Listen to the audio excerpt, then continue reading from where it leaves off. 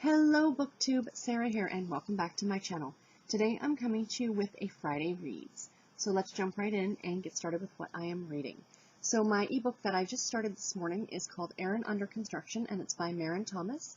It is book number 1 in the McCade Brothers trilogy, and it is a Harlequin American romance novel.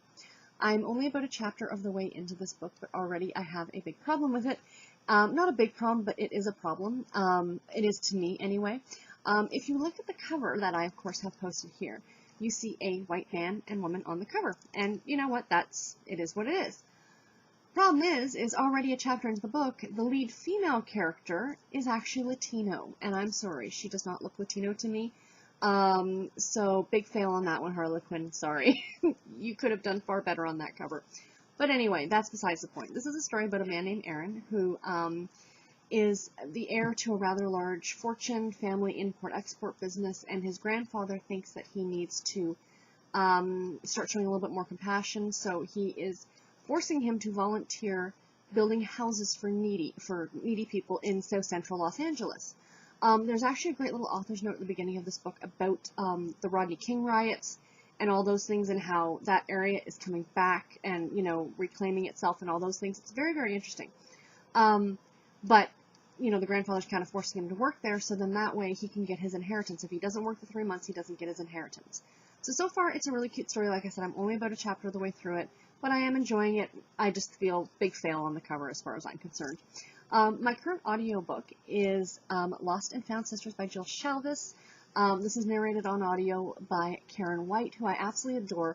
I'm pretty sure she does all of Jill Shalvis's books, like audiobooks. I really do like her narration. I do listen to my audiobooks at not quite 2 times the speed. On Audible, I think that's about 1.75, 1.70, 1.75, depending on the narrator. Sometimes you can't do that, but I find with her I can, which is great, because I can listen to them a lot faster, and that's just, you know, me. Anyway, this story is about a woman named Quinn. I'm about 50% of the way through this and absolutely loving it. It's a story of Quinn, and literally you find all this out in the first chapter. She finds out she's adopted, and then she finds out there's this inheritance and all this stuff. Well, she heads to this small town called Wildstone, which it's the first book in the Wildstone series, and it's a tiny, tiny little small town situated almost at the halfway point between Los Angeles and San Francisco. And of course there's a guy involved, but this is actually labeled as a women's fiction as opposed to a contemporary romance. And I believe the difference in those is that the women's fiction deal a lot more with the family story, and there is a lot of family story in this. Quinn finds out she has a younger sister, and, you know, all these things. There is still that romance aspect there. And there have been a few sexy times, but they are nowhere near the caliber, if I can use that terminology, of a typical Jill Shalvis book. They are very, very tame. You're not getting a lot of detail, if any at all. Pretty much, you know, considering when I base it against what Jill Shalvis normally writes when it comes to sexy times in books, this is very tame. And, you know, I kind of like that it's not a focus of the story. Do you know what I mean? I love all the characters. Like I said, this takes place in a small town, and some of the townsfolk are just hysterical. I love them. The 2 women who run the cafe are just, they're a lesbian couple, and they're hysterical. I love them. Karen White does some great accents as well. So yeah, absolutely recommend this book. I absolutely love it. And like I said, I'm only 50% of the way through it, and I'm itching to get back to listening to it. Let's put it that way. My Babysitter's Club book that I'm currently going to be reading this weekend is book number 10, which is Logan Likes Marianne. Of course, the series is written by Ann M. Martin. The title pretty much says it all. It's about Marianne, who is the youngest of all the babysitters. And when I say that, they are all now 13, but she is the youngest in maturity and also the youngest in birth date. She's the last one to turn 13, and she's the first to have a steady boyfriend. So this is kind of like a monumental book in the series. But yeah, I can't believe I'm already at book number 10. Wow, I'm flying through these, and I'm absolutely loving all of them. So yeah, so that is what I am reading and doing this weekend, or what I'm reading this weekend. Before I get into what I'm knitting this weekend, you might have noticed from the title that I want to talk about the book club selection. So, what I realized what I was doing was I was picking at the end of the month. And that's not a big deal if I'm just picking for me, because these are books that are coming off of my TBR. sometimes other people need to kind of look for books. And I thought I'd like to be able to have the book picked before the first of the month so people have lots of time to get the book. That's my thought process. So I am asking you guys to pick me numbers. I know we just did this like 2 weeks ago, but we're going to do it again. And then next month it'll be a month from now. So the space will get to be a normal month between them. But for right now, because I want to get this picked before the beginning of September. So I was looking through my TBR on Goodreads, and a good chunk of the books from the last number that we picked until the ones that I'm going to have you guys pick from now are mostly Harlequin novels. Now, I love my Harlequin novels. I know a lot of people love Harlequin novels, but they're not for everybody. And so I skipped kind of that section, and I've gone on to a section that's got a little bit more diverse books in it. So the numbers I want you guys to pick from are 325 to 350. So please post in the comments below your number, and then next week, of course, there will be a video. I'll pick 5 or 6 of the numbers, and we will go through and pick which book we're going to read for September. So I just wanted to briefly mention, I'm going to do a whole video on this in December, but the book club is going to change ever so slightly in the new year. And what I'm going to do is, I'm going to pick 12 book categories, or genres, if you will, like contemporary romance, romantic suspense, a historical novel, maybe a nonfiction novel, like a memoir or something like that, you know, a Christmas type book, which of course will be in December, you know, a mystery thriller, maybe a cozy mystery. So if you guys have suggestions for categories, if you will, please post them down below as well, and I can start maintaining a list. So then what I'm thinking what we're going to do is, instead of having you guys pick numbers, I'm going to draw out of a hat or out of a container what genre it is that we're going to read that month. So every month it'll be a different surprise. And then I'll want you guys to actually pick books that you personally want to read that fit that genre. So it's more about all of us and not with what is just on my TBR. So anyway, I just want to mention that really, really briefly. Again, I will do another whole video on it in December, talking about how we're now going to run the book club. I thought let's get our feet under us for the first, you know, 4 or 5 months, and you know, kind of get things going, get some more members and stuff like that, and then, you know, then we can ramp it up, if you will. And I really like the idea of having you guys pick as well as, you know, I mean, you guys are picking now, but giving you guys a bit more of a selection, if you will. So that's all the reading and book club stuff. So what do I plan on knitting this weekend? Well, I plan on working on my sweater, and I do apologize that I am partway through a row. So this is the pumpkin ale I've showed you guys before. Not too much difference. It's exactly the same. This is the back panel. I know it looks really small. A lot of people are like, that's really tiny. Are you really that tiny? I wish. It does stretch. And it will stretch when I'm wearing it. But yeah, so that is the pumpkin ale sweater. Now, I realize that you guys have not seen what the sweater looks like in full. And I brought the book out so I could show you guys. This is actually the second time of me filming my Friday Reads video. Oops, Mulder and Scully are falling down. I had fully recorded this, and I was editing it, and I realized, oh, this sounds like really crappy. But I'm like, I can live with it. I can try and manipulate it. Then I realized I had completely forgotten to even talk about the stuff for book club, about picking a book. So I decided, let's just re-record this. So anyway, I had pulled this book out to show you guys, and this is the Rhinebeck Sweater book. And this is by Isola Teague and Friends. Celebrate the Sheep and Wool Festival, 12 sweater patterns, stories, and more. I had a viewer of my knitting podcast send me this for free because she's amazing. I was desperately trying to get my hands on it, but this was a very limited print run. It is available in an ebook format, but I really wanted the physical copy to sit on my shelf. I know I don't buy physical books really, but I do love owning knitting books. I don't know why, I just think they're gorgeous, even though typically I do not actually knit from the book, and what I mean by that is I will take this and I will scan the pattern, photocopy the pattern, and then use that scanned piece of paper. I would never mark up a knitting book. But let me show you what the pumpkin ale actually looks like in full. There are just some gorgeous, gorgeous sweaters in this. Okay, so this is the designer actually wearing the sweater. As you can see, it's a cardigan. That picture does not do it justice as far as I'm concerned. There are some other pictures here. Oh, I love this one. That's the side view of it. So, okay. That's a cardigan. It's got pockets. I'm not putting pockets in. I've knit this sweater once before, and I didn't see the need for the pockets, to be honest. But there's the back panel that I'm working on now. So can you guys see all that cabling?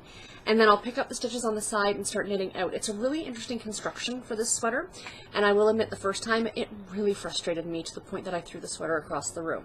But now I know how to do it, so it's okay. And there's the designer with a sheep, as one does, because it is the Sheep and Wool Festival. All the photography was taken at the Rhinebeck Sheep and Wool Festival, which is what I'm going to in October again this year. And this is what the sweater that I'm knitting this for. So that's the whole thing. The Rhinebeck sweater is, when you go to the Rhinebeck Sheep and Wool Festival, it's actually called the New York Sheep and Wool Festival, but it's nicknamed Rhinebeck because that's the town that it's in. It's at the Duchess Fairgrounds.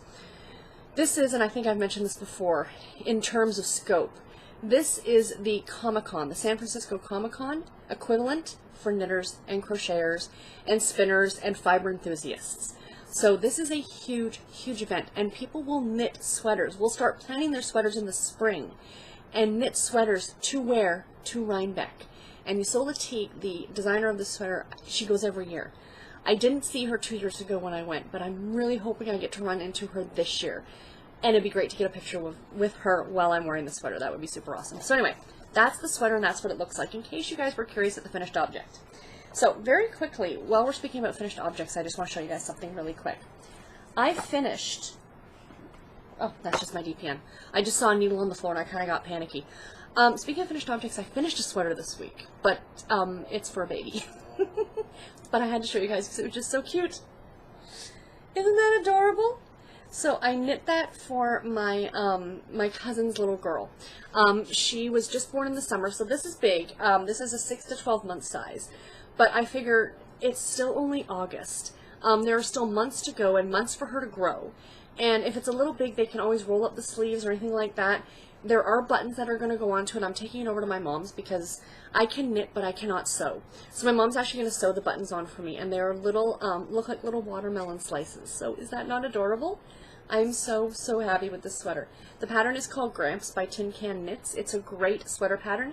This sweater pattern, the pattern is available from infant, like 0 to 6 months, all the way up to a 3X in adult sizing.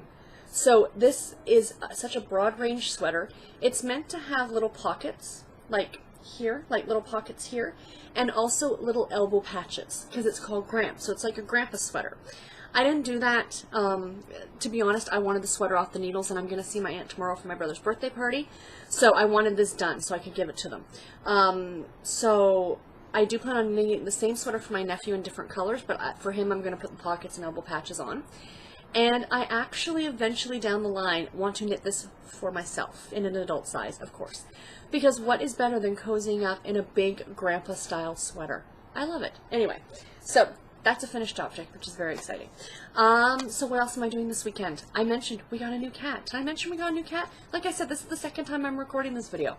Yes, we got a new cat last weekend. His name is Bernard. He is a pure black cat. I will post some pictures at the end because every time I tried to get him up here to show him, he tried to bite me. So he does not like being picked up, evidently. He doesn't mind it very quickly, like if you pick him up and move him, but to pick him up and hold him, he doesn't like that. So that's fine. Everybody's got their own thing. We got him from Toronto Animal Services, and he was so sweet. As soon as we let him out to, like, because at Toronto Animal Services, you can actually bring them out and pet them and play with them before you make a decision, which I think is fantastic, because you can really see how the cat interacts not only with you, but with other cats, because there's often other cats out of cages. And we saw that he was really great with the other cats, so we thought, okay, perfect. But yeah, as soon as he came out, he was purring and headbutting, and just, he was so starved for attention, it broke my heart. They said he was a stray, and they say he's 10. But in my opinion, he doesn't look or act 10. He looks and acts like a kitten.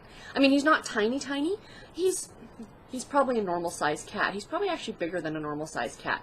It's just that Gordon is so big that I compare every cat to a 25-pound, you know, part Maine Coon.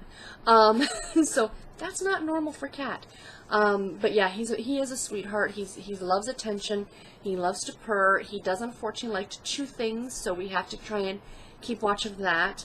But yeah, so we're really, really happy. He seems to fit in well. Him and Gordon are getting along. You know, that's working out quite well. Slowly but surely, it takes time. He was named after another of the Law and Order detectives. As I mentioned, I think last week, Gorn and Logan were named after two detectives from Law and Order. Detective Robert Gorn from Criminal Intent, Law and Order Criminal Intent, and of course Detective Logan, who everybody else knows as Mr. Big from Sex and the City. That's where Logan got his name. And then I found out on Sunday, I realized I didn't notice this, but if any of you watched Law and Order Criminal Intent, I think in the second to last season, Vincent D'Onofrio left and then came back for the final season, but Jeff Goldblum came in and took over his role, like not as him, but as a new character for a season, and his name was actually Evan Nicholas. So unintentionally, all my cats have had Law and Order cast or detectives' names. So Bernard is detective in the final few seasons of Law and Order. It was Anthony Anderson's character and Detective Bernard, so that's where he got his name, and I think it suits him. I kind of like having human names for animal names or pet names. I don't know. That's just my thing. And what else? Oh yeah, I mentioned I'm going to my brother's birthday party tomorrow. He turns 35, which just amazes me, and I said to my mom, how is he 35? How is he not 30? And my mom's reply was, because you're not 33. Because I'm 3 years older than my brother, and I'm like, oh yeah. But in my eyes, he doesn't age. You know, like, I don't care that he's a grown man with 2 small children and married. You know, no. But anyway, so that's tomorrow. So it'll be like a barbecue, family, those kind of things. And then Sunday I plan on doing nothing. And today is actually Friday, and I'm off work today, which is woo! I booked a vacation day, just because. Why not? I had one more to use this year. I've got time booked off still in October to go to Rhinebeck, but this is my last, like, extra vacation day outside of stat days. So, yeah. But anyway, that's it. So this video has gone on far long enough. I appreciate all you guys for watching. Thank you so much. Please don't forget to post in the comments below a number between 325 and 350. And next week, like I said, I will have that video up discussing, I can't think, what books we have to pick from for September's book club. And also let me know in the comments what you're reading and doing this weekend. And until my next video, guys, take care and happy reading. Bye.